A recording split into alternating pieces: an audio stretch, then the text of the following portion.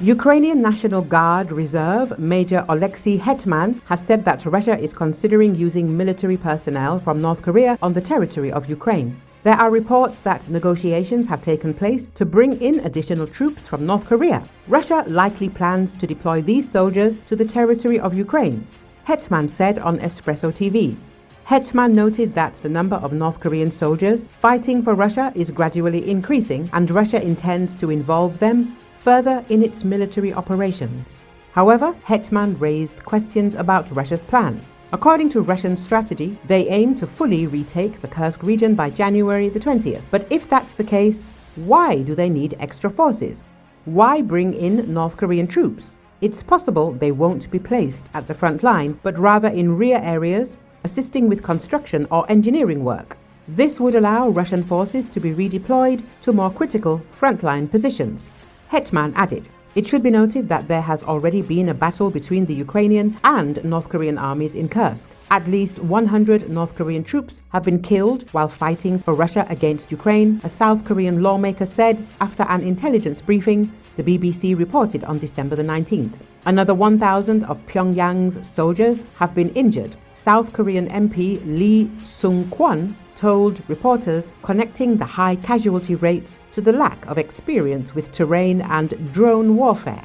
The comments come after an undisclosed U.S. official estimated for the media that a couple of hundred of North Korean troops have been injured or killed since joining combat earlier this month.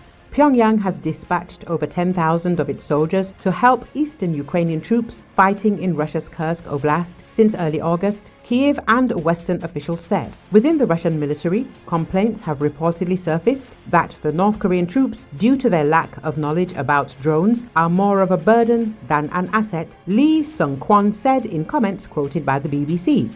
After reporting initial but limited clashes with North Korean troops in the fall, Ukraine said that in December, Russia also began using the soldiers in ground assaults. The full extent of North Korean losses might be difficult to ascertain. As President Volodymyr Zelensky said, Russia is trying to hide the casualties. Pentagon spokesperson Major General Patrick Ryder confirmed on December the 16th that North Korean personnel had engaged in combat operations alongside Russian troops in Kursk Oblast and suffered their first losses.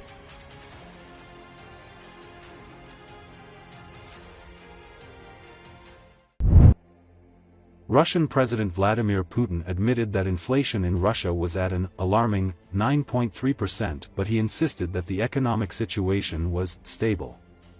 Putin also talked about a new Russian hypersonic intermediate-range ballistic missile, Orshnik, during his annual news conference in Moscow on Thursday.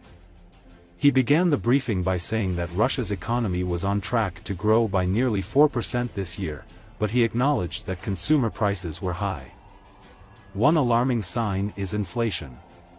I was talking to the chairman of the central bank yesterday when I was preparing. Elvira told me that it is already somewhere around 9.3%. But wages have increased by 9% in real terms. I want to emphasize this, exactly in real terms, minus inflation. And the income of the population has also increased. So on the whole, this situation is stable and secure, Putin said. In response to a question about a new hypersonic intermediate-range ballistic missile that Russia used for the first time last month to strike Ukraine, Putin scoffed at claims by some Western experts that it could be intercepted by NATO's air defenses. Let them supply THAAD, it is more advanced, well, somewhere similar to our S-400. If Patriot can be correlated with S-300, then THAAD is somewhere with S-400. The characteristics are weaker, but on the whole with S-400. Let them supply it. We will ask our guys in Ukraine to give us a hint. Maybe there are some modern solutions there, some valuable solutions for us. When I say our guys, I'm not being ironic. We have people to talk to in Ukraine and there are many of our guys there who also dream together with us of ridding their country of the neo-Nazi regime, he said. Таким тревожным сигналом является инфляция. Я вот вчера только, когда готовился к сегодняшнему мероприятию, разговаривал с председателем Центрального банка. Эльвира мне сказала, что где-то уже 9,3, 9,2, 9,3. Но заработные платы выросли на 9% в реальном выражении, я хочу это подчеркнуть, именно в реальном, за минусом инфляции. Ну, и располагаемые доходы населения тоже подросли. Вот, так что в целом это ситуация стабильная, повторяю, и надежная. Здесь есть некоторые проблемы, повторюсь, с этой инфляцией. Такой разогрев экономики, и у нас и правительство, и Центральный банк ставят уже задачу, если так, приземлить вот эти темпы. Некоторые эксперты полагают, что Центральный банк мог бы эффективнее и раньше начать использовать определенные инструменты, не связанные с повышением ключевой ставки. Да, ЦБ начал это делать где-то летом, но, повторяю, вот эти эксперты считают, что это можно и нужно было бы делать раньше. Их много, я сейчас не буду их перечислять, да, это, и аудиторию нашу нет необходимости утомлять этими соображениями по поводу различных способов регулирования Центральным банком. Правительство, оно у нас работает эффективно, вполне удовлетворительно. И очень много делает, когда думает о будущем. О будущем нужно думать всегда. Неплохо было бы поработать своевременно и в отраслевом плане, в отраслевом разрезе. Думать о развитии отраслей, отдельных отраслей производства, товаров широкого спроса. Ну, сейчас не буду всего повторять, может быть, еще будут вопросы по отдельным отраслям. И нужно было бы принимать вот эти своевременные решения. Но это вещь неприятная и плохая, на самом деле, рост цен. Но надеюсь, что в целом, сохраняя макроэкономические показатели, мы с этим тоже справимся. Потому что макроэкономика лежит в основе здоровья экономики в целом. Это новое оружие. Повторяю еще раз, это оружие средней и меньшей дальности.